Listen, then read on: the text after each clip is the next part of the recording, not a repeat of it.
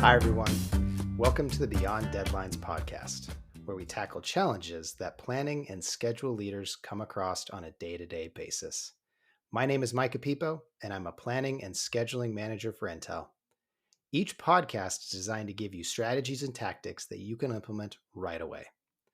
Today, we are going to do a deep dive on critical chain scheduling. Our guide will be Ian Heppenstall, an associate professor in project management at the University of Birmingham in the UK. Critical chain was developed in the late 90s by Elihu Goldratt. If the name sounds familiar, he wrote the absolute must-read book, The Goal, a process of ongoing improvement. Links in the show notes. This was a side conversation on the topic, but Ian does such a wonderful job explaining it, I simply had to post it. Critical chain is an absolute must to keep in your tool belt and use regularly. Hope you enjoy the episode. All right, critical chain method, go. Okay, so there's two parts. One part is the techie scheduling execution bit. You still need a dependency network. You still need to understand the flow of different tasks and activities. As a general practice, critical chain tries to avoid over-detailing. So you would look to schedule a project at level 2, for want of a better term. The sort of 50 to 250 activities that add up to the project. And you think of the logical dependencies, all the same. Then you make sure you resource load those.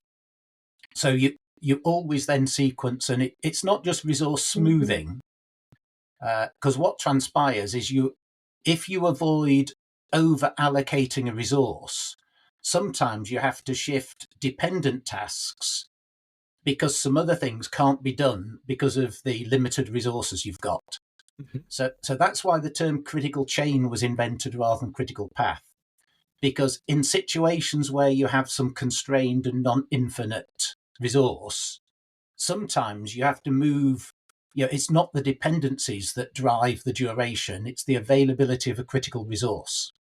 So that's one of the first differences in base scheduling is critical chain considers resources and dependencies, and your critical chain can often be different from the critical path, which is only logical dependencies. So that's one of the first differences. Now, when you put a schedule together, the sort of scheduling mindset is slightly different. The underlying principle is not to schedule in a way that you're going to try and micromanage people during the delivery. The primary purpose for a schedule is to get a reliable end date. So the method will be for each task, how long would that task take if you were reasonably fortunate, bad things didn't happen, and you were allowed to focus on doing just that task by itself. That's the estimate baseline. As you're thinking, that's not real world. No, it isn't.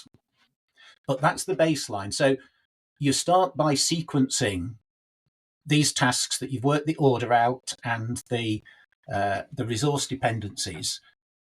You sort of add up the time if you are lucky. Now, you won't be lucky. So you add an allowance for uncertainty into that schedule. And it's a significant allowance. That's the so-called buffer. So another way of thinking at it, for the task estimate, I've stripped out task contingency for the sort of real world crap that gets in the way of doing our jobs. So in PERT terms, I've got the optimistic delivery schedule, and then I add a big buffer of time at the end, which is how I calculate a reliable end date. Now, you can set that so it's exactly the same as the end date you would have given before. But very often, if you're working for the ground up, that end date is actually shorter than it would have been. There's statistical maths that show why that might be the case. When you aggregate the allowance for uncertainty, you need less. The principles that the insurance industry is based on, the aggregation of risk and uncertainty. So you aggregate the time uncertainty. So what you have is a schedule that you can't actually use to sort of manage the performance of people, because you've got all these optimistic but possible times and a big chunk of contingency or buffer at the end. But what you do during execution, you apply different execution rules as well. So tasks take as long as they take. But as I said, the basis of task estimate is if you're allowed to focus on this one task at a time and get on with it and not have distractions. Now, to do that requires a number of managerial changes during execution. So that brings to the sort of non-techie bit of critical chain, which is a collection of principles or behaviours that experienced people have either learnt the hard way or they've always understood intuitively. Like, it's much better for people to focus on one thing at a time. It's very inefficient to expect people to dive between different tasks and keep each of them moving a little bit just to show progress to different work package managers or different sub-project managers. It's a lot more efficient to give people clear priorities to say, when you're free, that's the next thing you work on, no doubt whatsoever. So critical chain during execution uses the amount of buffer that's gone on the whole project compared to how much progress has been made along the critical chain as an indicator of how well it's going. So it's that sort of, by the end of the project, I will have completed 100% of the critical chain and I will have used 100% of my buffer. So again, this isn't like a cash reserve that in an ideal world we won't use. It's a contingency that I know I will need. The only thing I don't know at the beginning is where I'll need to spend it. But a good project will spend it. If we don't spend it, we've been lucky, not good. So that's the time mindset. And that, by the way, that buffer, if you take the length of that sort of optimistic schedule, the rule of thumb would be another 50%.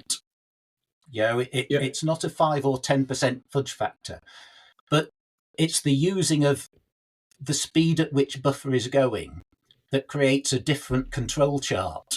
In critical chain, it's known as the fever chart.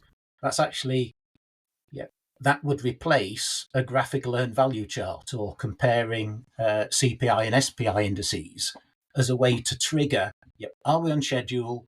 Have we got a variance? Should we react? Should we leave it? Do we need some recovery? So that's the techie bit. As I said, the practices are focused work on full kit, what Lean would call make-ready planning, so that the reasons people often stop halfway through a task and switch to somewhere else is there's something missing. Where's that approval? Where's that tool? Has somebody hired the special bit of kit I need at this stage? No. Oh, that'll take another 2 weeks. I'm not going to sit here idle. I'll go and do something else. So critical chain in execution has these sort of behavioural rules that say we don't actually start a task until we've got the full kit ready to complete it. We actively manage the work in progress across our resource pools, so we prevent them working on too many things at a time, which is something you get built into many Kanban board systems. They also limit work in process. That focus work, the manager doesn't encourage people to task switch. They use the system to derive the priorities for the next particular task. So there's also a set of these work practices that are not unique to critical chain. But what critical chain does is it explicitly says they're vital to do. Of course, you can use them. Yeah. One quick tactical question on buffer allocation. Are you applying the buffer, like if you have activity A, are you applying A1 buffer right behind it, or are you socking that at the very end in like a giant pool and then adding it in as you go? It's a giant pool. Once you're in execution, the estimated time for a task matters not one iota. So, of course, in the background, the software is working out tasks that are finished, it uses the actual duration. Tasks that are to come, it's using that optimistic schedule duration. Tasks that are underway, task managers report at a much higher frequency than normal. It's only when I think I'll be finished. And certainly some of the software that I've used doesn't even remind the task manager what the original estimate was. Because once you're That's in the underway, past. We've moved yeah, forward. You don't need to know that. yeah, Why does it matter? It used to be 10 days. Now it's 20. Let's move on. yeah. Now, if it's 20, of course, that will immediately cascade and you will have used 10 days buffer. That might be fine. That might be a problem. But And so that big immediately, pool at the end would go down 10 days, and yeah, then that would get okay. That makes sense. yeah. So if yeah, every so it's all the tasks that are underway at the moment, the daily and at the most weekly update from the task manager says, yeah, since I last reported, I've changed my mind. I think I'll be finished then. That can come forwards or backwards. And this is why the behavioural approach to doing the work is so important. It's more the team execution. Now, we've just had one of our students. Now, our students are all working in project organisations. They're studying part-time. He's just finished a master's thesis looking at a critical chain trial. And this is exactly what he observed. When you talk to people, the benefits they see come from, yes, having these more useful sort of KPIs and charts that are easily understandable. But the discussion shifted to being much more proactive. We're starting to use buffer. Like you're going on a long drive, you notice the fuel gauge is going down. You think, what's the problem? It's that sort, and it encourages proactivity. And one of the things that he discovered, that actually this much higher cadence of reporting, as I say, weekly is probably the longest. Many projects that are 3-4 months will report daily, but the reporting is that question I said. If you've got an open task, when do you think you'll be finished? Is there any help you need? And that's the report done. The software immediately rolls that up, and so the project manager or the scheduler or planner can immediately see how much buffer is being used. And that feeds into the weekly team meeting to say, do we understand what obstacles were coming up? And can we be proactive about recovering that buffer? So it shifts the debate amongst the project team about if we don't do something, we'll have a big problem. And that's more the mindset. It's no longer, have we documented our evidence of why we're not in the wrong for in 6 months' time when somebody comes hunting for us? And one of the quotes in that project was from a stakeholder, a senior business stakeholder, because he works in the owner organisation. The stakeholder was saying, I feel much more relaxed. Yeah, I used to have a reputation for micromanaging and always pulling apart the monthly reports because I was always being told very good reasons when it's too late to do anything about them. He said, now I feel much more relaxed because you're talking to me months ahead and you're telling me how I can help avoid a problem. So yeah, even senior stakeholders were adapted to this new measurement method and particular format of graph on the regular dashboard, but they quite quickly got to like it. They knew what they were looking at, and they could talk a different language. So it's almost like a yin and yang. It's the behaviours. The schedule by itself sort of facilitates behaviours, looking at the right thing, more regular contact. But that regular contact and building of trust is what helps people to come up with better ideas of doing stuff, not just the method itself. It's like your a yin point and yang. there is I've got a lot of theories about this industry, but one of the big things is that like we're in the business of business, which is a social science, is part of the Yeah. It's not a hard science like physics or maths or biology. It's a social science, and I actually think that when I onboard employees and I try to teach them, the number one thing I try to teach them is frame control. And actually, what you're talking about, the methodology is a way of imparting frame control, but it is not frame control itself. The frame control is being able to go, like, what you were saying, it's the flip from this is late to what would I need to believe for X to be faster? Or what would I need to believe for this? Now, the methodology allows you to identify those components which are important in the overall the thesis itself. So one of the big things I've believed for a very long time is the actual philosophy at the heart of project management that APM and all of them teach is incorrect, because they teach it as a set of techniques, not as a mindset. And to me, like, that's the number one. It's a mindset. Like, if someone asks me, when will one of Micah's fabs be built? No idea. But we can, but I've got some ideas about what would I need to believe for me to give an answer. Well, I'd need to believe maybe there's other fabs that have been built, so I'll go and have a look at those.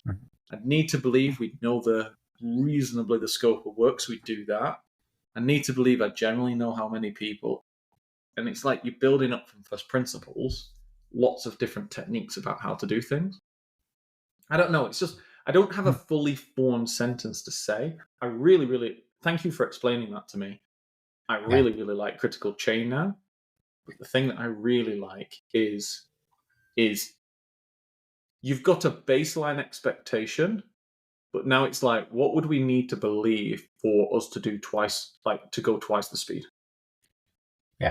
And what it does is you find when you ask people these kinds of things, they get pretty damn creative pretty quickly. And I think providing they don't worry that somehow they'll be held to account and hung out to dry for sharing with you a view of what might be possible if things go well. Because I think coming back to the sort of the social science as opposed to hard science, it's also a complex system with emergence and unknowability, as opposed to a deterministic, complex physical system where there is a right answer. And if you put the same inputs in, you'll get exactly the same outputs, like a complex watch. They're not like that. Being social constructs, there is the unknowability.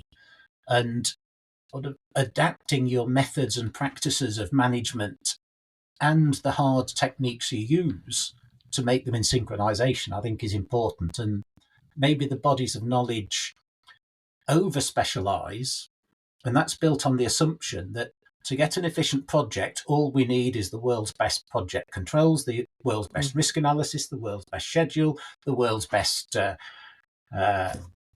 assurance and governance. No, that's if you know some of the early pioneers of thinking in systems presentation, you can find it on YouTube about a car and how you do not get the best car by getting the best individual components and just asking somebody to sling them together. And it strikes me that's what we do with project teams. We select perfection in isolation and then wonder why it doesn't come together and perform, and why it's so bloody expensive. It's because we've not thought about the system that comes together, and it's all those interactions. One of my measures is certainly the APM. It doesn't have a specific interest group for project management. It's got lots of the silos and specializations, but very little pulling it together. And my early career says, actually, that pulling together is the hard bit, not knowing the functional bit. And I grew up in an environment where the generalist project managers was expected to do most of that stuff. You couldn't outsource it. It's only the most massive projects that had the luxury of outsourcing and bringing in specialists in each of the fields. And I think, if anything, it's sort of gone the wrong direction. And it's not like a sports team. In a sports team, you've got specialists in the position, but all the training is about bringing them together, not developing their own individual skill. You train as a team. Yeah, I'd say to it's more like a sports team. It's more like Barcelona. It's for example, we play football the Barcelona way, and you could come in and you could be Ronaldo, but play the Barcelona way or you're out. And it's kind of like what you're essentially saying is fit trumps individual performance. Your ability to fit into the system, on the theory that would be fitting into the system has a higher multiplier on the success of the system than a lack of fit, but an increase in personal performance. Well said. That ties back to the early discussion about contracting. Good enough people got together early, because actually most of us can develop fit. We're flexible enough to fit in, but it does take time. And that's what we realised, that back to that critical chain. All of a sudden, you've got a weekly cadence, and in 2 months, the team's been together at least 10 times or more if you meet twice a week around that cadence. And people have got to know each other and trust each other. Say it takes 10 times. On a monthly reporting project, that's going to take a year. The project's finished. So just that frequent interaction and developing of trust and confidence in each other and supportive activities actually helps accelerate teamwork, as well as notice early warnings of things that need acting upon, nipping in the bud rather than letting bloom into a big problem. So no, I'm going to ponder. My wife's texted me saying I need to go downstairs and help with the garden. But I'm going to ponder on this tonight, because there's a couple of things you said there. I was like, ooh, actually, I need to really think about those elements, especially around the behavioral elements, because behavioral elements can always be understood by the fundamentals of the system, which is, like you said, complex system, which is emergence and unpredictability. And it's what are we actually trying to control or do with these behaviors? And it's actually the akin to me is actually the difference between venture capital and public markets. So, for example, venture capital, the definition of a startup business is a business whose main objective is to hypothesis test at all levels. So you can still have juggernauts of businesses that are technically startups because they purely base success on hypothesis testing. We believe that 1 million people will buy this. Let's go and test it. They did. But even if they didn't, if 500,000 buy it, they're like, we have now learned something about the world. And the return on investment isn't an ROI, it's an ROL, return on learning. So it's how much did I have to spend, or how much time did I take to learn that item to build a better system, compared to a business which is about repeatability, predictability, and control. And I would actually hypothesize that projects are much more like startup companies that are hypothesis testing. For example, do we know how long it takes us to do 10 arc welds? Don't know. Let's go and test it and see. Let's get 20 people doing arc welds, and let's also throw in the lunch bell and stuff and do a load of testing. And then you're like, it isn't what we guessed. Go figure. And I actually think that if you actually designed a portfolio of projects, like someone who's buying a lot of similar projects, and the initial projects, like you said, maybe was a collaboration of hypothesis testing, then you would get insane learning curves at the end of it. I don't know. I've never seen that done before. I've never thought to do projects as startups before. You can do that on one project. And I would go a step further. I think good, sustainable businesses will be startups forever. That idea that actually management is and should be about hypothesis testing. It's what underpins the old Deming and Schuhart plan, do, study, act cycles. Totally. Or Boyd's OODA, or the academic term action research. That one of the reasons academics like this thing called action research is it gives managers skills that are good for managing. I suppose Amazon is the archetype continuous startup companies. They have dozens, if not hundreds, of tests and experiments, don't they? Yes, and it's actually I laugh when I watch going off track now, but I laugh when I watch like Elon Musk going, I don't really have a business plan. And he's like, I don't really like oh no. You can guarantee the man absolutely has a business model. Is he gonna tell you an exact number like a publicly traded company would? No. Because he's like, I don't really know. My business model is here's 7,000 hypotheses we're testing and we're going to do. And by the way, this is generally how everything interacts and moves together. Yeah. Like, that's what I like. So, like, my board will go, Greg, what is the revenue figure you're going to finish the end of the year on? And I go, depends how these hypotheses play out. If it's this, that's the top end. If it's that, that's the bottom end. Probably somewhere in the middle. Let's go. Yeah. And at the beginning, you don't know which of those, if you knew which would work and which wouldn't, there wouldn't be hypotheses to test. There wouldn't be trials. Exactly. Now, you don't do stupid hypotheses. You don't go, oh, I wonder how fast I can burn my money with petrol. Like, you think them through and you go, like, what's my, what am I actually trying to understand here? So, for example, one of mine is, I've got a hypothesis on what AI will be used for in project scheduling and control, like really, really used for. And I actually think that it is reporting. I don't think it's creation of schedule. Like, it will be used, but I'm talking like people will still want to go, I need to understand this. They won't go, throw it to the wall, let's go, with a piece of AI. They use it to like suggest things and tweak things, same as distributions and durations and all of this kind of stuff.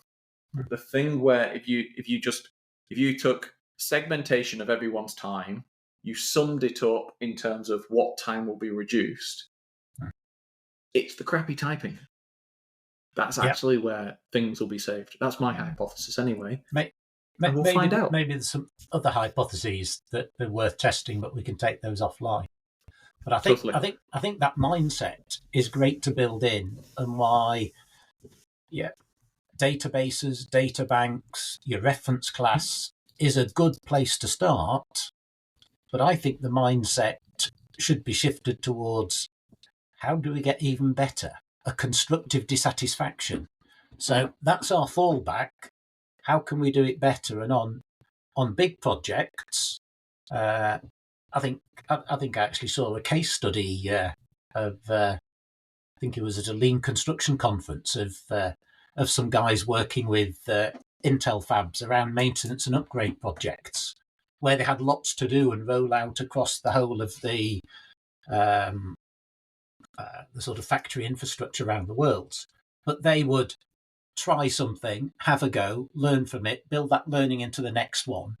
But it was seen not as a rollout cookie cutter, but a rollout, a continuously improving, sharpening, honed cookie cutter each time. As I you will say, summarize that mindset, this as what you're saying is be Iron Man. Because Tony Stark, he learns from his mistakes and he builds things into his suits of things that screwed him over. He gets iced at high altitude, he builds a heater. Well, on that note, we've checked two of our favorite boxes. Every conversation has to have an Avengers reference, and every conversation has to end with AI. You can start with critical chain method, but you will find your way talking about AI. Well, folks, that's it for this week. We hope you go out there and learn more about critical chain. It's a powerful tactic. Speaking of powerful tactics, Beyond Deadlines has a weekly newsletter where we send you 2 tactics each week right to your email inbox. Follow the link in the show description to sign up. Have a great week and see you next time.